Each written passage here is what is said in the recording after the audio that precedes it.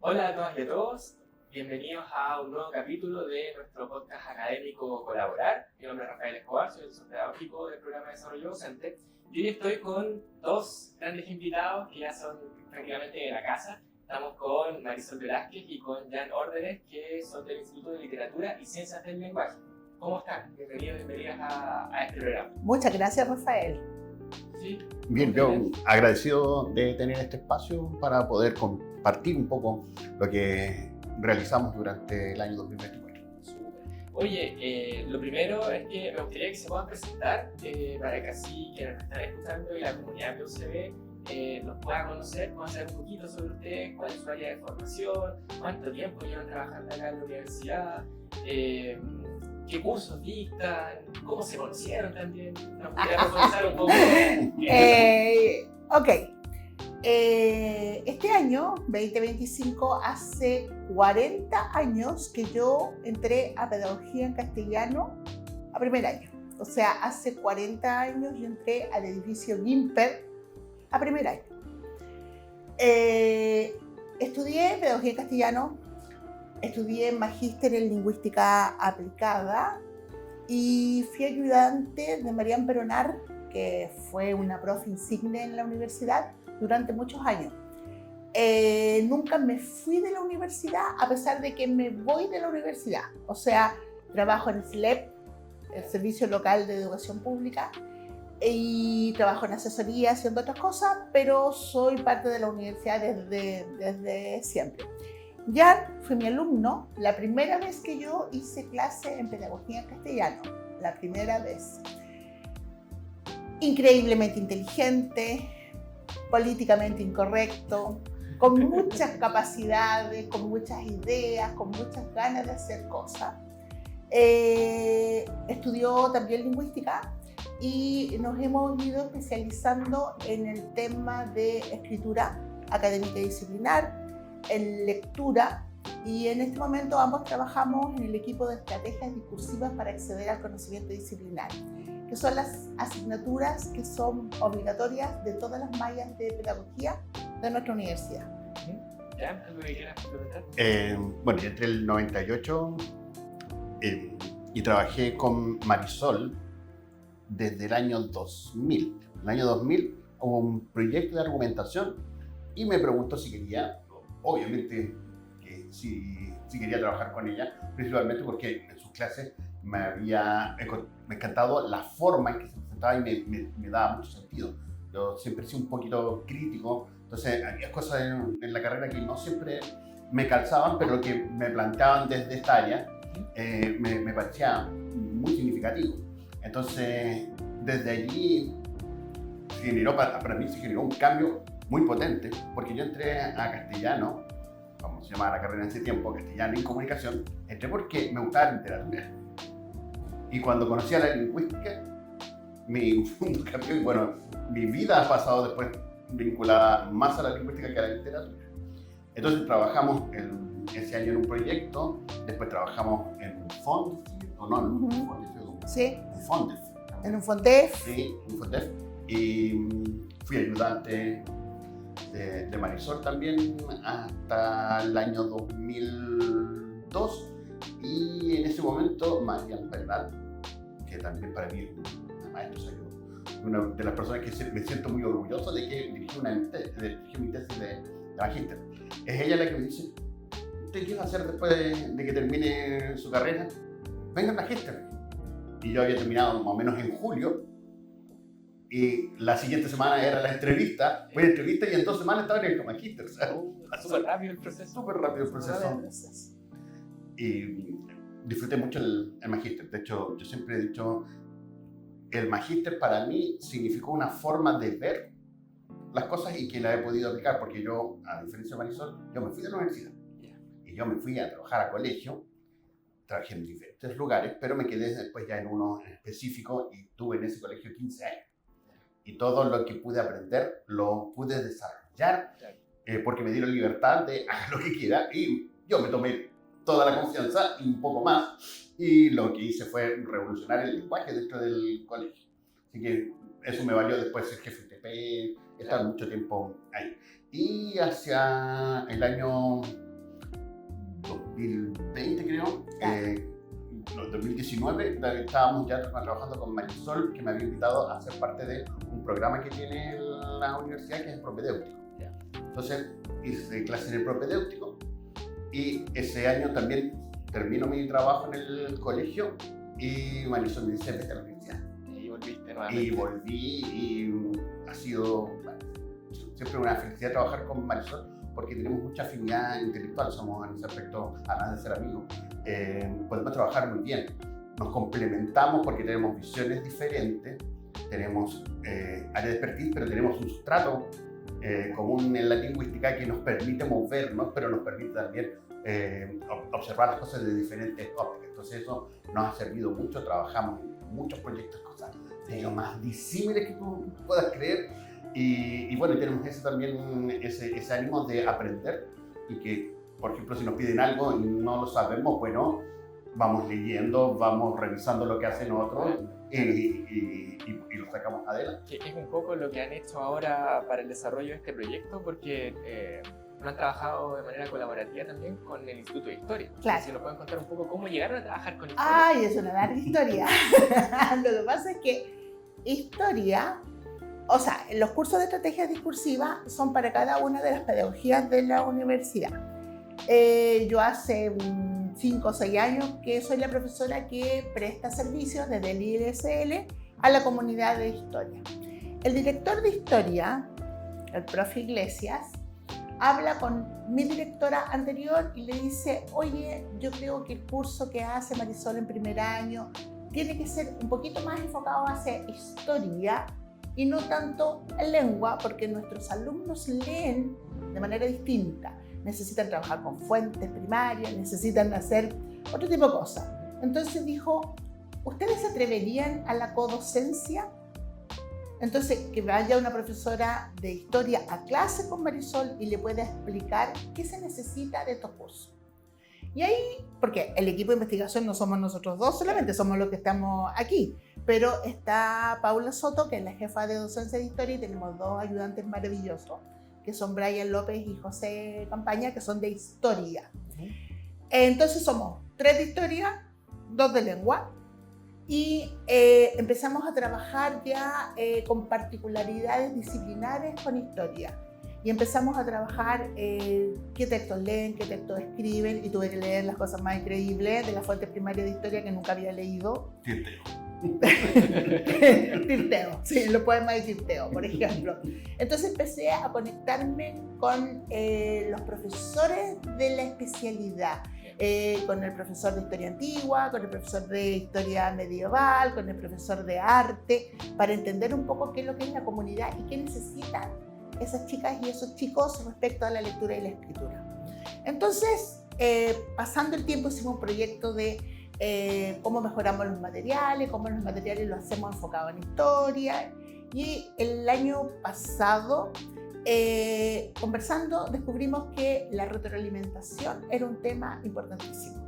En el sentido de que nosotros invertíamos mucho tiempo en retroalimentar, en decirle al estudiante, esto está malo por esto, haga esto, cambie esto, o esto está bueno por esto, y los textos seguían iguales. Entonces, si bien los estudiantes recibían de muy buena manera la retroalimentación en el producto escrito en la segunda versión del texto, esos comentarios no se reflejaban. Y empezamos a conversar, ¿qué pasa? Fuimos a un evento en alguna parte, el año pasado, antes, no sé cuándo, en la Católica de Chile, y alguien habló de alfabetización en retroalimentación, que los estudiantes no solo tenían que aprender a leer y escribir, sino que tenían que aprender cómo se les estaba retroalimentando y qué hacían ellos con la retroalimentación. Entonces nos reíamos mucho porque cuando yo empecé a hacer clases en la universidad, le ponía a Jan en los textos, falta profundidad. O un signo de pregunta. Claro. O 2 rayas. Entonces era como, ¿qué hace un estudiante de primer año que viene del sistema escolar con un comentario que dice falta profundidad, signo de interrogación o 2 rayas? Entonces empezamos a estudiar acerca de retroalimentación en escritura disciplinar y empezamos a buscar clasificaciones de retroalimentación, qué tipo de clasificaciones había, y empezamos a... el curso de estrategia es un curso que tiene, que es de proceso, que implica que los chicos escriben una versión, revisamos nosotros, revisa la inteligencia artificial, revisan los ayudantes y van mejorando en el camino, y después hacemos un análisis desde la primera tarea, que en este caso fue del escudo de Aquiles, la descripción del escudo de Aquiles, pasando por la segunda, que era de Maquiavelo, y por la tercera, que era del terremoto en Chile de 1600, no sé, de Cristo de Mayo, 1600 algo. Entonces, todo ese proceso desembocó en cómo le enseñamos a los chicos a retroalimentar, o sea, cómo les enseñamos a aprender de la retroalimentación, a sacarle provecho y a mejorar sus textos, y por ende, no solamente el texto escrito, sino que cómo se piensa en historia, el desarrollo de pensamiento histórico. Y ahí empezamos a leer mucho de didáctica de la historia, de desarrollo de pensamiento histórico, de cómo se organizan las dimensiones del pensamiento histórico. Ventajas de historia. Siempre están abiertos a nuestras ideas, a la colaboración, a que trabajemos con ellos, a que ellos trabajen con nosotros, siempre. Entonces, eso es una ventaja. Paula nos acompañaba a la sesión, estaba con usted. Claro, estaba conmigo. Entonces, cuando yo no podía explicar algo, ella explicaba, bueno, esto hay que verlo desde el punto de vista del renacimiento, de tal cosa, del humanismo, y esto mientras pasaba aquí, pasaba allá. No sé, por ejemplo, los ayudantes explicaban... Eso quiero destacar.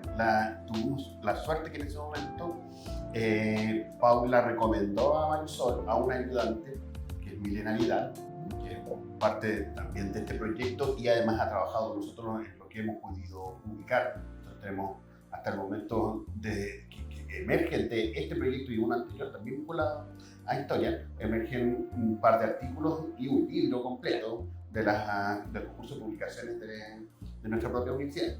Pero Milena era una persona muy inteligente, sigue siendo una persona muy inteligente, pero además estaba muy dispuesta a aprender.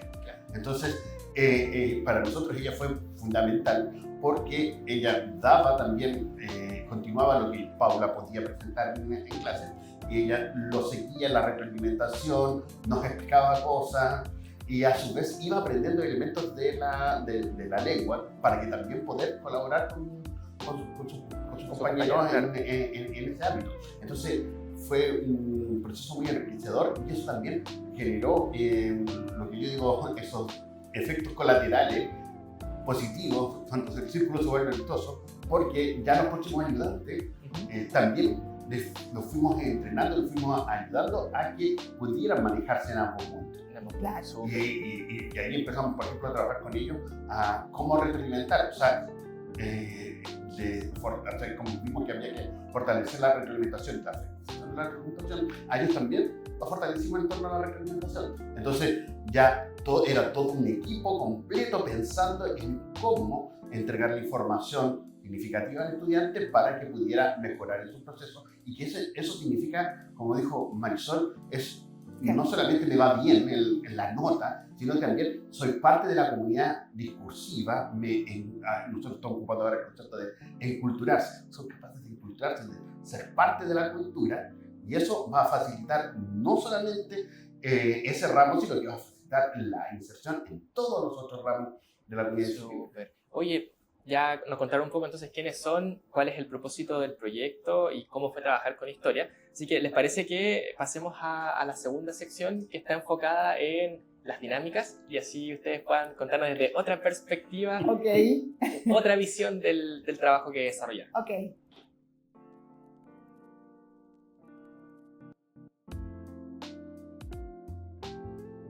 Les recordamos entonces que estamos en este capítulo de nuestro podcast académico Colaborar. Estamos con Marisol, estamos con Jan del Instituto de Literatura y Ciencias del Lenguaje, que nos están contando sobre el proyecto que desarrollaron en conjunto con el Instituto de Historia. Ahora en esta segunda sección vamos a pasar a las dinámicas y vamos a comenzar con Jan entonces para que nos pueda contar sobre alguna historia inesperada, algo anecdótico que haya ocurrido durante el desarrollo de este proyecto. Una de los objetivos que tenemos nosotros dentro del proyecto, que parte también de la estructura del proyecto, es poder compartir con la comunidad aquello que hemos descubierto, aquello que hemos analizado, conclusiones. Entonces, participar en algún tipo de congreso, encuentro, siempre es fundamental. Y nosotros, por costumbre, tratamos de que no quede Marisol y yo, sino que diferentes personas se vayan sumando, porque tenemos que armar un equipo potente y nosotros pasaremos y los demás tendrán que tomar el testimonio de lo que se hace en el equipo. Entonces, llevamos a Brian, que es nuestro ayudante que comentábamos en la sección anterior, que es muy inteligente, pero Brian es alguien muy atípico, como muy propio de los ayudantes. Fui ayudante Marisol, porque lo vieran, es una persona que se ve muy contracultura, no maneja celulares, una persona que parecía, que parece a todas luces alguien no tan vinculado, por ejemplo, a la tecnología e innovación, pero es una persona increíble, le cuesta aprender. Entonces dijimos, vamos a ir a Chillán a un encuentro de feedback, que es un encuentro de retroalimentación, en que la mayoría de los que iban a presentar en torno a L2, o sea, el inglés, la enseñanza del inglés. Entonces, nosotros íbamos con lo que íbamos a trabajar en historia y por lo tanto ya éramos, dentro de todo ese concierto éramos diferentes. ¿Y fuiste tú con Brian? ¿Ah? ¿Tú con Brian? Íbamos Marisol, Brian y yo. Ya. Y nos quisimos ir en tren y teníamos pasaje el domingo, esto era un lunes, y el domingo teníamos pasaje en el tren el domingo anterior al encuentro, ¿no? al encuentro, y ese domingo fue el domingo de las elecciones. De las elecciones de gobernadores en segunda vuelta. Nunca se nos ocurrió de que podíamos tener un colapso con el transporte y llegamos al rodoviario y no había Monse a Santiago. No tenía nada, pero nada. Así como el próximo en 4 horas y teníamos pasaje en 2 para el tren. Entonces llamo a Marisol, la Marisol, si estoy tratando de buscar algo, no sé qué vamos a hacer. Y yo, ¿sabes qué? Encontré un auto pirata, el Brian estaba en Santiago, así que no tenía problema, estaba allá. Entonces encontré un auto pirata y dije, yo te quiero por tal cantidad. Y dije, vamos. Y me fui a Santiago. Y la Marisol dice, mira, lo único que podría hacer es tomar un bus como a las 12 de la noche, llegarías casi justo a la cruz. Una locura, vas a llegar molida, no. Vamos para allí, entonces llego y sorprendo con la noticia de Brian en el tren. Y Brian así, vamos a ir nosotros dos. Yo he expuesto antes, así que no hay problema, y tú lo vas a hacer regio. Marisol cree completamente en ti, yo también creo en ti, así que no hay ningún problema. Se fue las 4 horas y media, en el tren, estos trenes son muy rápidos, pero 4 horas llegar hasta Chile. Y se pasó las 4 horas ensayando la presentación. O sea, escuché esa presentación 4 horas seguidas. 40 al punto de que, por favor, déjame. Entonces, pero estaba nervioso. Así que llegamos a Chillán, nos quedamos en el hotel, era como la 1 de la mañana, y Brian me dice, ¿sabes qué? Se me ocurrió una cosa. Y yo estaba así medio dormido y me hizo levantarme a hacer un cambio en la presentación. Bueno, el otro día fuimos, nos presentamos, muy bien Brian, pero lo que quiero destacar de esta historia es lo que vino después. Una de las cosas que nos enseñó aquí la maestra es que es tan importante la presentación como el post-presentación, cuando te quedas con las otras personas conversando más libremente, es que también poder en esos momentos compartir lo que... Y ahí Brian se destapó y se lució. O sea, de hecho, todas las autoridades, wow, y este es un estudiante, sí, pero ustedes los de la Católica hacen... Bueno, aquí los ayudantes tienen una importancia... Wow, sí, estaban tremendamente sorprendidos y Brian hablaba hasta por los codos de lo que hacíamos en el proyecto que se hacía. de cómo vinculábamos con el ISL, que él era debutante, y las cosas que hacía, cómo retroalimentaba, cómo aportaba en las clases. La gente estaba obnubilada. Yo estaba conversando con una autoridad, y entonces lo miraba y estaba con el oído al otro lado, escuchando a él y diciéndole, tengo que reportarle a Marisol que el Brian se está destapando. Era el día de la presentación nomás. Sí, y todo el mundo pero después decía, ya por lo menos sí, salió y todo el mundo súper decía, bien. ¿qué curso va este estudiante? En tercero.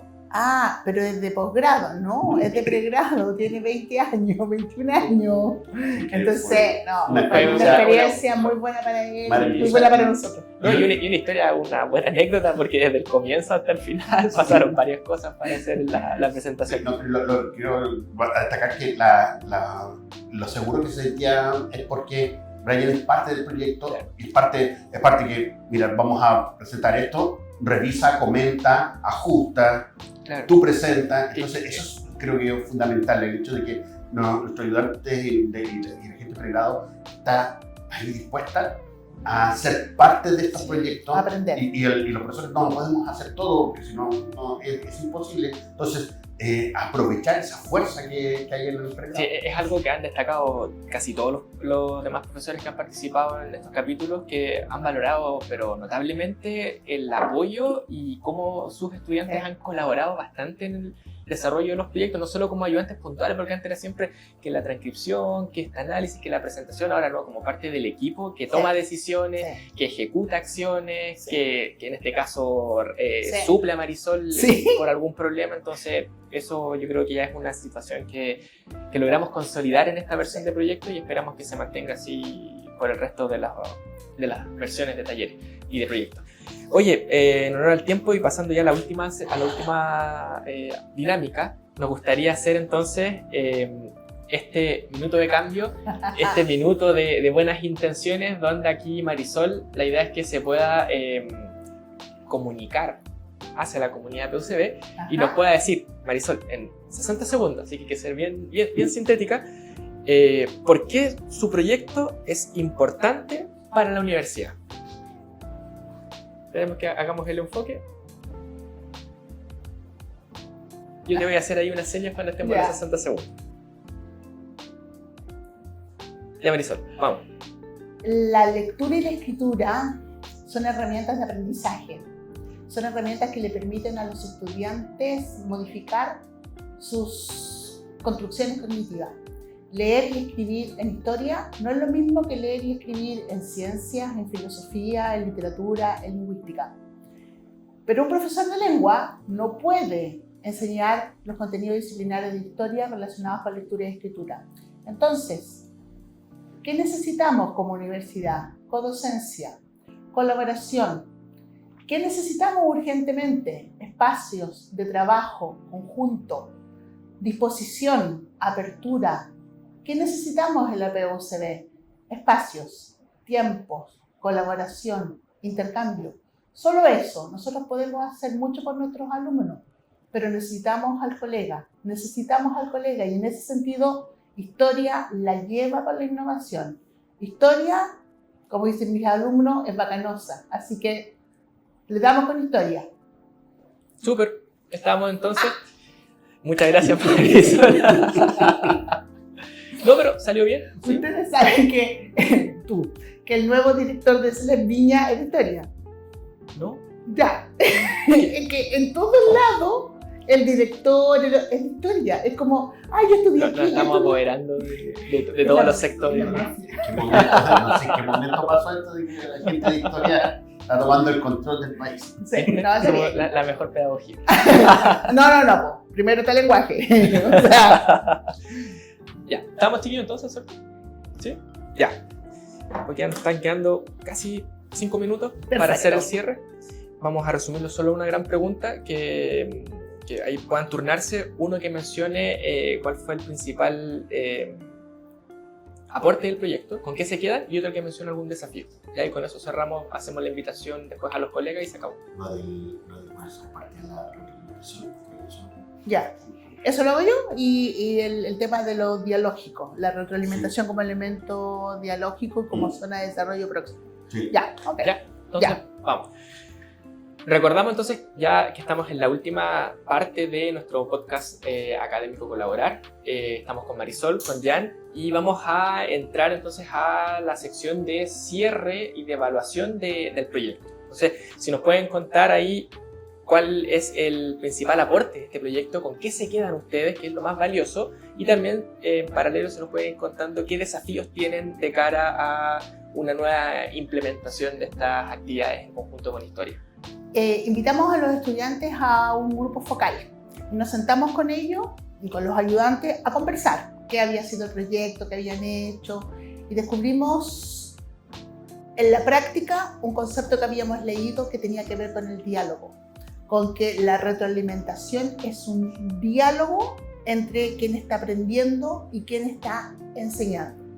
Los estudiantes nos dijeron que se juntaban en grupos, 6, 7 personas, tomaban las retroalimentaciones de los ayudantes, las mías y de la profesora Paula, y las ponían todas, las disponibilizaban.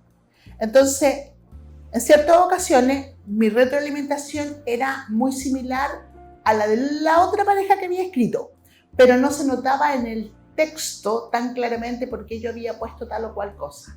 Entonces, ¿qué hicieron? Un proceso de colaboración en que se compartieron las retroalimentaciones y dijeron, la profe te puso esto, elimina tanta descripción y anda al grano y contesta lo que la profe está diciendo, porque mira, fulano lo hizo así y la profe le puso, esto está muy bien enfocado. En cambio, el otro explicó todo el escudo de Aquiles y lo contó entero y la profe le dijo, no, a mí no me interesa que usted escriba el escudo de Aquiles. Lo que usted tiene que hacer es focalizarse en eso, en esto. Entonces, siempre desde la teoría vimos la retroalimentación como diálogo, como desarrollo de la zona próxima de Vygotsky. Pero cuando lo entendimos, cuando lo hicimos esencia, fue en el grupo focal que hicimos con los chicos. Escucharlos. Creo que eso, escucharlos y escucharles es fundamental en un trabajo de este tipo. Oye, ¿esa comparación la hicieron ellos de manera independiente? De modo propio. Ahora pensamos eso, hacer una etapa por retroalimentación y que ellos compartan, ¿cierto? Ese proceso, incluirlo dentro de las estrategias de retroalimentación. Y bueno, de lo mismo que planteaba Marisol, surge un primer desafío relevante, y es que hemos descubierto una serie de cosas que son fundamentales y que queremos ahora institucionalizarlas, operacionalizarlas para que las podamos incluir en la nueva versión del curso de este año. Entonces, por ejemplo, sabemos que las inteligencias artificiales nos sirven, pero necesitábamos acotar cómo usarlas para que no ocurriese este tema de que prácticamente la inteligencia artificial hiciera el trabajo por ti y en el fondo no aprovechara del proceso. Entonces, una de las cosas que tenemos es que tenemos un ayudante que se ha pasado un semestre alimentando inteligencia artificial para saber cómo hago las preguntas necesarias para poder generar una retroalimentación, ya no una retroalimentación general de estilo o de ortografía, sino ya en torno al pensamiento histórico, que es lo que nosotros necesitamos, que nuestra retroalimentación no vaya solamente a lo lingüístico, sino que también a la disciplinar. Entonces, allí hay un desafío. Y un segundo desafío tiene que ver con que nosotros creemos que podemos estructurar las retroalimentaciones de alguna forma, encontrar ciertos rasgos lingüísticos comunes que nos permitan también plantear a otros profesores, mire, usted necesita retroalimentar, aquí hay modelos, formas que usted puede aprovechar y no tiene que pensarlas así desde cero, porque retroalimentar es un espacio que, la retroalimentación es un espacio que todavía está muy poco desarrollado. Y la literatura, hay bastante literatura respecto de los efectos, pero no de cómo la genero yo como docente. Entonces, creemos que ahí podemos hacer un aporte también desde ese punto de vista, de decir, mire, que necesita hacer una retroalimentación tanto lingüística como disciplinar. Aquí hay patrones y modelos que hemos probado y que sabemos que generan un efecto en los estudiantes. Entonces, nuestros desafíos van especialmente en ese caso. Súper. Oye, ya estamos casi en el tiempo. Solo para cerrar, si pueden hacer un pequeño consejo, ¿qué consejo le darían ustedes a otros profesores que quieran hacer una innovación en su docencia? ¿Qué tips les darían ustedes ahí para que lo consideren, para que se motiven a hacer un proyecto o una innovación en su propia curso o asignatura? Que primero que busquen a alguien que esté dispuesto a escuchar las ideas que tengan, que no desechen las ideas por muy extrañas y estrambóticas que puedan parecer, que hagan alianzas con otra gente, que armen grupos de estudio, de discusión, de conversación, de contarles lo que yo estoy haciendo, de que escuchar lo que los otros están haciendo, de que integren a los estudiantes de pregrado, de posgrado, con diferente nivel de culturación, o sea, estudiantes de segundo, de tercero, de cuarto, que tengan y que se atrevan. ¿Qué es lo peor que puede pasar? Que no resulte, o que siga haciendo lo mismo que estaba haciendo antes. Entonces, nada. Nosotros ahora es profesor quien retroalimenta, ayudantes, par, que también tuvimos que enseñarle a los pares cómo retroalimentar, y, o sea, inteligencias artificiales. Entonces, en el fondo tenemos un pool de retroalimentadores que están en función del proceso para que el producto escrito de los estudiantes y las estudiantes sea mejor. Yo quiero agregar una cosa. Muchas veces hacemos pequeñas cosas que están dentro de un proyecto, sino que hacemos pequeñas innovaciones y esas innovaciones un poco se pierden, se quedan en la nebulosa. Una cosa que hemos aprendido nosotros es a documentar las cosas que hacemos. Hacemos pequeños documentos de esto es lo que hicimos, esto es lo que resultó. Muchas veces eso que quedó documentado es la fuente de proyectos mayores y de innovaciones que ya pueden implementarse de una forma mucho más clara y operativa. Entonces, creo que en ese aspecto también el aprovechar esas pequeñas empresas, porque en general los profesores, especialmente en la universidad, tendemos a hacer esos cambios. Porque, y es necesario porque obviamente los estudiantes no son los mismos grupos, iguales, siempre van a ser diferentes. Entonces, siempre estamos tratando de ajustar para que resulte mejor la clase. Entonces, esos pequeños ajustes muchas veces quedan allí, solamente en esa acción. Entonces, lo importante es guárdenlo, revísenlo, reflexionenlo, y eso puede ser muchas veces una idea potente para un proyecto mayor. Súper. Oye, Marisol, Jan, muchas gracias por haber participado en este capítulo, por habernos contado un poco sobre su trabajo en equipo, sobre cómo se conocieron y sobre el desarrollo de este proyecto. Y a nuestros auditores los dejamos invitados a seguir escuchando nuestros próximos capítulos de nuestro podcast académico Colaborar. Muchas gracias por habernos escuchado. Muchas gracias, Rafael, a ti por invitarnos.